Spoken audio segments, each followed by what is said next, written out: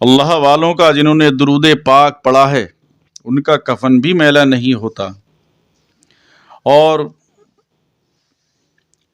درود پاک پڑھنے کی فضیلت ہم بیان کرتے ہیں اور ایک بہت ایمان افروز حکایت پیش کرنے جا رہے ہیں۔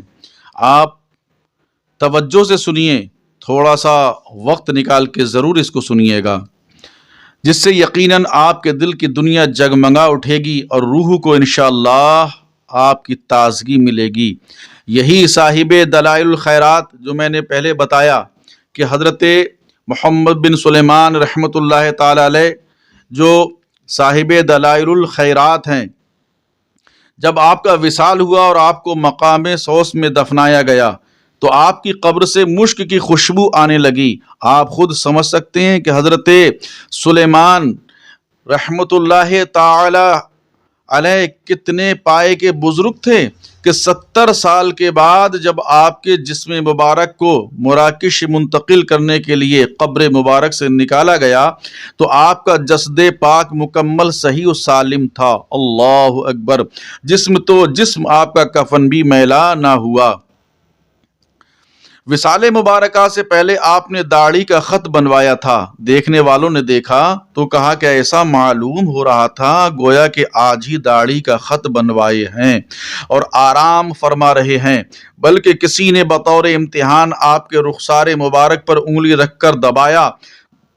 دباتے ہی خون اس کی جگہ سے ہٹ گیا اور وہ جگہ سفید ہو گئی جیسے زندوں کا ہوتا ہے۔ پھر کچھ ساعت کے بعد وہ جگہ سرخ ہو گئی۔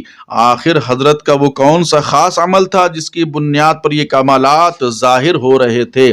کبھی قبر سے بھینی بھینی خوشبوؤں کا نکلنا، 70 سال تک جسم پاک کا صحیح سالم رہنا، پھر دیکھنے میں یوں معلوم ہوتا کہ ابھی ابھی آرام فرما رہے ہیں، پھر زندوں کی طرح جسم میں خون کی گردش کا باقی رہنا۔ خدا کی قسم یہ کمالات صرف اور صرف اس لیے تھے کہ وہ اپنے محبوب پاک صلی اللہ علیہ وسلم پر درود پاک پڑھنے کے پابند تھے اور ہمیشہ اسی وظیفے میں سرشار رہتے تھے۔ اسی لیے تو استاد زمن فرماتے ہیں، گورے بےکس کو شمع سے کیا کام، ہو چراغ شب مزار درود۔ قبر میں خوب کام آتی ہے بے کسوں کی ہے یار غار درود۔ محترم بزرگوں اور دوستوں، اچھی طرح ذہن نشین کر لیجئے، جب بھی رحمت للعالمین شفیع المذنبین صلی اللہ علیہ وسلم کا نام پاک آ جائے اور آپ کا ذکر جمیل چھڑ جائے تو آپ کی بارگاہ میں درود شریف پڑھنا واجب ہو جاتا ہے۔ لہٰذا جب بھی سرور کون و مکان صلی اللہ علیہ وسلم کا ذکر کریں تو ان کی بارگاہ میں درود پاک کا سوغات پیش کر لیا کریں، درود و سلام کی ڈالیاں نچھاور کیا کریں، کیونکہ نبی اکرم صلی اللہ علیہ وسلم نے فرمایا، البخیل الذی من ذکرت عنده فلم یصلی علی، یعنی سب سے بڑا بخیل وہ ہے جس کے سامنے میرا تذکرہ کیا جائے اور وہ مجھ پر درود پاک نہ پڑھے۔ حضرات مصطفیٰ جان رحمت صلی اللہ علیہ وسلم کی بارگاہ میں درود شریف نہ پڑھنا، درود شریف میں سستی کرنا، درود پاک میں تساہلی کرنا بہت بڑی حرمہ نصیبی ہے۔ جو شخص درود شریف میں سستی کرتا ہے وہ خدا کی رحمت سے محروم ہو جاتا ہے۔ جو شخص درود شریف میں تساہلی کرتا ہے اس پر فیوز و برکات کے دروازے بند کر دیے جاتے ہیں۔ نبی اکرم صلی اللہ علیہ وسلم نے یہ بھی فرمایا ہے کہ جو شخص درود پڑھنا بھول گیا وہ جنت کا راستہ بھول گیا۔ اللہ اکبر! الغرض درود شریف نہ پڑھنے والوں کی بڑی مذمت بیان کی گئی ہے۔ آئیے سلسلے میں ایک اور حدیث شریف آپ ملاحظہ فرمائیے گا۔ عن ابی ہریرہ قال قال رسول اللہ صلی اللہ علیہ وسلم رغم انف رجل ذکرت عنده فلم یصلی علی۔ حضرت ابو ہریرہ رضی اللہ تعالیٰ عنہ سے روایت ہے کہ رسول کریم صلی اللہ علیہ وسلم نے فرمایا، اس شخص کی ناک غبار آلود ہو، یعنی ذلیل و خوار ہو، جس کے سامنے میرا نام لیا گیا اور اس نے مجھ پر درود پاک نہیں پڑھا۔ شفاء القلوب میں ایک عبرتناک واقعہ بیان کیا جاتا ہے اور میں مناسب سمجھتا ہوں تاکہ اس واقعے کو سننے والے اللہ عز و جل کے قہر و غضب سے بچنے کی کوشش کریں۔ واقعہ یہ ہے آپ اس کو ضرور سنیے گا کہ ایک شخص کا انتقال ہو گیا، اس کے لیے قبر کھودی گئی، قبر میں ایک خوفناک کالا سانپ نظر آیا، لوگوں نے گھبرا کر وہ قبر بند کر دی اور دوسری جگہ قبر کھودی، وہی خوفناک کالا سانپ وہاں بھی موجود تھا۔ آخر کار سانپ نے زبان سے پکار کر کہا کہ تم جہاں بھی قبر کھودو گے میں وہاں پہنچوں گا۔ لوگوں نے اس سے پوچھا کہ یہ قہر و غضب کیوں ہے؟ سانپ بولا، یہ شخص جب سرکار دو عالم صلی اللہ علیہ وسلم کا نامی سنتا تھا تو درود پڑھنے میں کنجوسی کرتا تھا، اب میں اس کنجوس کو سزا دیتا رہوں گا اور قیامت تک میں اسے ڈستا رہوں گا۔ ابھی آپ نے سنا کہ جو شخص درود شریف میں کنجوسی کرتا ہے، اللہ کے رسول صلی اللہ علیہ وسلم اس شخص سے سخت ناراض ہو جاتے ہیں، اور جس نے رسول اللہ صلی اللہ علیہ وسلم کو ناراض کیا اس نے خدا کو ناراض کیا، کیونکہ رسول کی ناراضگی خدا کی ناراضگی ہے، اور یہی ناراضگی خدا کی قہر و غضب کا سبب بنتی ہے، اور مرنے کے بعد اس کی قبر میں خوفناک سانپ کی شکل میں عذاب مسلط کر دیا جاتا ہے، جو اس کو کاٹتا نوچتا پھاڑتا رہے گا اور طرح طرح کے عذاب میں مبتلا کر دیا جاتا ہے، اور قبر اس کے لیے جہنم کے گڑھوں میں سے ایک گڑھا بن جاتی ہے۔ لہٰذا آئیے آج کے اس نورانی بیان میں ایک پختہ ارادے کے ساتھ، یقین کامل کے ساتھ عہد و پیمان کیجئے، خدا کی بارگاہ میں توبہ و استغفار کیجئے کہ اب اس کے بعد کبھی بھی درود پاک پڑھنے میں ہم کنجوسی نہیں کریں گے، کبھی بھی درود پاک پڑھنے میں کوتاہی نہیں کریں گے، کبھی بھی درود پاک پڑھنے میں سستی نہیں کریں گے، بلکہ بیٹھتے اٹھتے جاگتے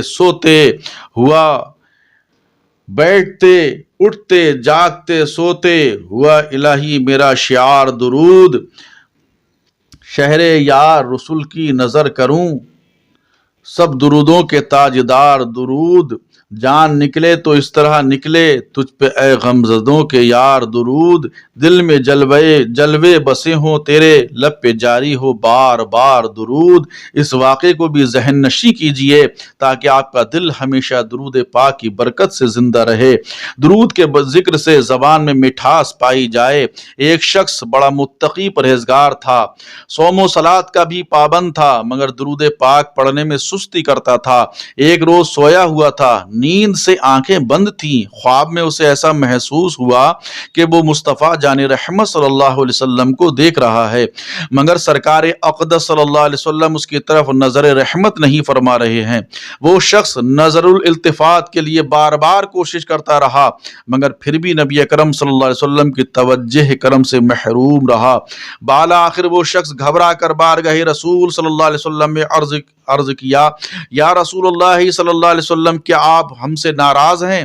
فرمایا، نہیں، لیکن میں تجھے پہچانتا نہیں۔ عرض کیا، یا رسول اللہ صلی اللہ علیہ وسلم، میں آپ کی امتیوں میں سے ایک ادنا امتی ہوں، اور میں نے نیک لوگوں سے سنا ہے کہ آپ اپنی امت کو اپنے بیٹوں سے بھی زیادہ عزیز رکھتے ہیں۔ میرے آقا صلی اللہ علیہ وسلم فرماتے ہیں، ایسا ہی ہے، مگر تم درود پڑھنے میں اعراض کرتے ہو، اور میری شفقت اسی پر ہوتی ہے جو درود پاک کی کثرت کرتا ہے۔